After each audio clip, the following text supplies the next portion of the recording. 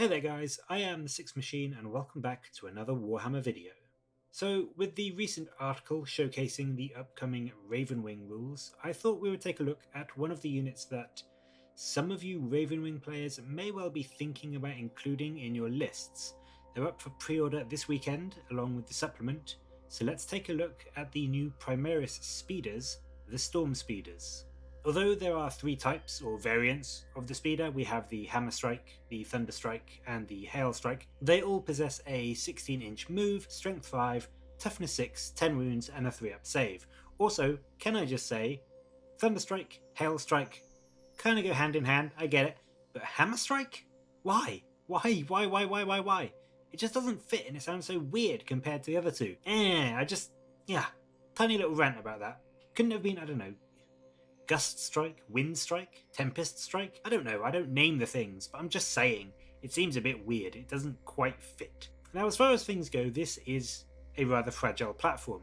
These boys don't come in super cheap, with the lowest being 150 points, so being just toughness 6, 10 wounds with a 3-up save, these will definitely go down to some focused fire really rather quickly. I also think that 10 wounds is one of those weird clutch points where you just almost wish the model actually had 9 wounds instead so that it didn't suffer from that degrading profile. These speeders especially seem to suffer, losing not only movement but also that key ballistic skill which is so important to them. They lose an attack as well each bracket, but I mean, we don't really care about that. The big thing is that they move from that mighty 16-inch movement to a relatively slow 8-inch, and they drop to either hitting on 4s or 5s with their weapons. More on why it's either 4 or 5 in a little bit. Having Angels of Death does add a little bit extra, as all three variants do have mainly heavy weapons, so that extra AP in turn 1 will almost certainly come into effect. They should in theory be able to get range on pretty much anything they want to, with that fairly decent move characteristic at top bracket, and their weapons generally being in the 24 to 36 inch range.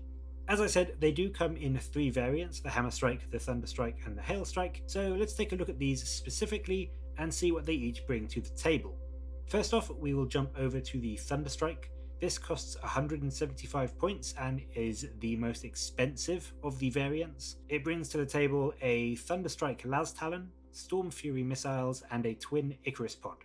These are all round a nice little set of guns to take on armor. The Las Talon fires 2 shots at strength 9, minus 3 AP d6 damage at 36 inches, whilst the Storm Fury missiles bring along a heavy 1, strength 10, minus 3 AP d6 damage shot at 48 inches. That's 3 pretty potent shots for taking down tanks, and weirdly enough, this all sits on a ballistic skill 2+ platform. Yeah.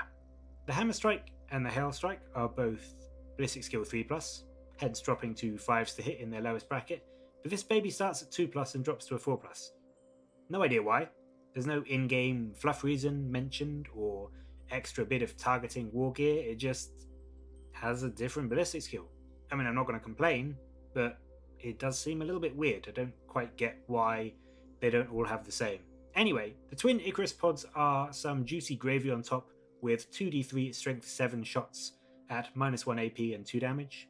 Not going to do too much against things like Land Raiders, but if your main shots plink 5 or 6 wounds off a Dreadnought or a Rhino, then these could conceivably deliver the killing blow and finish it off. They're also pretty potent at taking out heavy infantry and those pesky 2-wound Primaris Marines. Also worth noting, the Icarus does get the buff against flyers, so again, against those flyers which are usually around toughness 6, these will still be hitting on 2s and can do a decent chunk of damage against them too. It doesn't do badly overall, I have to say, and has a respectable damage output, but the problem I foresee is one which I think carries over to all the variants, and that is, in a Space Marine list, there's just so much else that you can take to fulfill the same role. Even if you just look in the fast attack slot, if you need that heavy anti-tank, you could just get 2 Invader ATVs or 4 attack bikes with multi-melters for the price of this. And you know, even just considering the ATVs, that's 4 strength 8 shots that they'll be pumping out to take down enemy armor. And whilst I'd argue the twin Icarus pod is better than the assault bolters of the ATV, that kinda balances out overall. And even then, the ATVs have got those extra 6 wounds compared to the speeder. won't degrade, can arguably be hidden a bit better, can't be revived anymore, thank goodness, but still, I think I would rather just have 2 ATVs than this speeder. Up next we have the Hammerstrike variant. Coming in at 170 points, it's ever so slightly cheaper than the Thunderstrike and brings some seriously heavy firepower, with a 24-inch Heavy 3 Melter Destroyer that pumps out 3 Strength 8, AP-4, D6 damage shots with the Melter rule, a 2-shot Hammerstrike missile launcher, which shoots at Strength 8, -3 AP and a flat 3 damage at 36 inches, and then finally 2 Crackstorm grenade launchers for another 2 Strength 6, -1 AP, D3 damage shots at 18 inches. This does drop to Ballistic Skill 3+ compared to the Thunderstrike, but I think overall if I was tank hunting, I would rather have those 2 Strength 8 missiles with flat 3 damage and the 3-shot melter over the Thunderstrike loadout. It's 5 shots compared to 3, and that very potent melter rule really can make all the difference when hunting armor. I think especially for hunting against things that are toughness 7 and below, predators, ravagers, falcons, that sort of thing, this is the one you want to take to do the most damage. With the Thunderstrike having those strength 9 and that strength 10 shot, that may be more viable if you know you're going up against things like knights or lists with executioners and repulsors and land raiders or other toughness 8 units. It's also quite nice to see that flat 3 damage on the Hammerstrike launcher, meaning that you don't get those frustrating 1s and 2s when you're shooting at tanks, and it also means that in a pinch you can reliably one-shot those things like aggressors and inceptors and eradicators. Again, of course, though, we have the issue of considering whether you'd be better served by things like the Invader ATVs or attack bikes or even just regular land speeders with melters.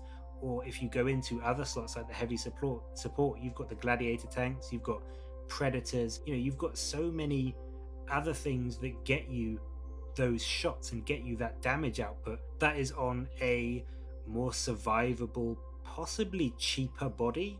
To go back to the example before, the 2 ATVs, you're getting 3 melter shots from the Melter Destroyer, but you're getting 4 from the 2 ATVs.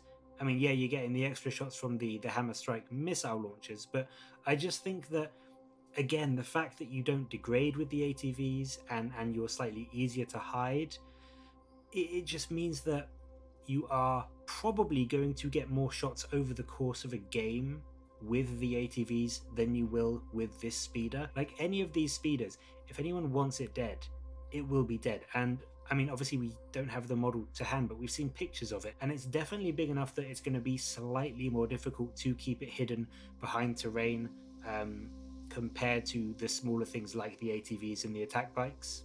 Finally, we have the red-headed stepchild of the bunch, the anti-infantry Hailstrike.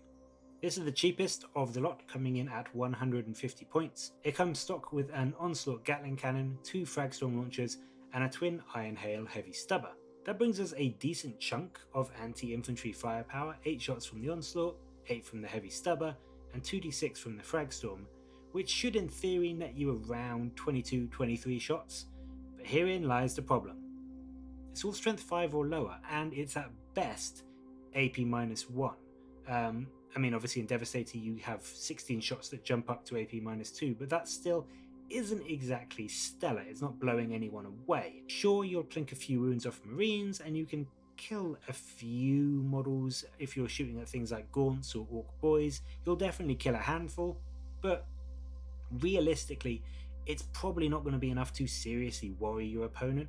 And if you've spent 150 points to kill probably under 80 points of Orc Boys, your opponent is probably going to thank you for bringing that unit along. It just doesn't do enough to warrant that kind of price tag, and my biggest issue with this is that you're bringing it for anti-infantry when Marines have anti-infantry coming out the wazoo. Again, ATVs with the Gatling cannons. Redemptors literally have the Onslaught Gatling cannon as a secondary gun under their arm, let alone the heavy version they carry as a main armament. Hell, even things like aggressors, inceptors, or intercessors can be looked to for anti-infantry. And it's not necessarily that all these things do anti-infantry better than the Hailstrike, but it's the fact that chances are you're going to bring some of these along anyway, and the anti-infantry component is just extra gravy. Redemptors are really strong and reliable. They're a great bullet magnet, and they can do exceptionally well in melee. and they bring a huge amount of anti-infantry firepower. Aggressors are a real melee threat and can hold objectives fantastically, and they bring a huge amount of anti-infantry firepower. Intercessors you need to bring because they're troops. They can hold objectives well, they can still hold up decently in a fight, and they bring a great amount of anti-infantry firepower. It just seems like this variant is really rather superfluous. There's no reason you need to bring it because you can so easily find other units in the codex that do everything it can and more. I think if this had the heavy onslaught on the front, or maybe even a twin onslaught instead of the twin heavy stubber on the turret, I would be willing to give it a second look, but just as it stands now, I really can't see why you would ever bring the Hailstrike along to a game. I really can't. Now, if I was to bring any of these, and I'll be honest, I am tempted because I think they'll look rather cool in a Ravenwing list. I don't know if they'll perform well. I err on the side of probably not, but I think they would look cool in a Ravenwing list. But if I do bring any, I will likely be taking them as the Hammerstrike variant. Although Ravenwing can bring a decent chunk of melter anyway with all their speeders and attack bikes or even bike squads and ATVs, this will just bring those extra shots to the fray, and the flat 3 damage on the Hammerstrike missiles will do a great job for taking out those 3 wound targets where non-melter range melter can really suffer if you roll too many 1s or 2s. Even in a very melted up Ravenwing list, which is normally how I play them, like with Ravenwing you want that anti-tank, so melter is generally your best bet for doing that. But even then, I don't think I would bring the Hailstrike. Like, my anti-infantry can be done through just sheer bolter fire, maybe a few onslaught on a couple of the ATVs, and melee. I would rather do that than waste points on a Hailstrike. I'm just going to bring like one of the other variants and get more anti-tank so that I can destroy all the big heavy stuff and then just charge my bikes in to mop up in melee. They do get the Ravenwing keyword if you take them as Dark Angels, so there is some synergy there as well, especially with the article showcased the other day for the Ravenwing. Whether they'll get Jink is another story, but that would certainly help their survivability a bit too, and probably make them the chapter of choice for anyone who wanted to bring these in their lists. I could see armies like Iron Hands or Salamanders also making use of them as well, but overall I just think that the Storm Speeders are an example of, to be honest, too much bloat in the Marine decks, which leaves a lot of things struggling to find a place when there are plenty of other units that can do the same or better for cheaper. So that's my thoughts on the Storm Speeders, but what do you think of them? Do you have any plans to run any in your armies? And what variant do you think will be the most effective on the tabletop? Have any of you proxied any of them for any games? And if so, how do they perform? Let me know in the comments below, and as always, thank you ever so much for watching. Please leave a like and subscribe if you want to see more Warhammer related videos from me. Until next time though, I'll catch you later guys.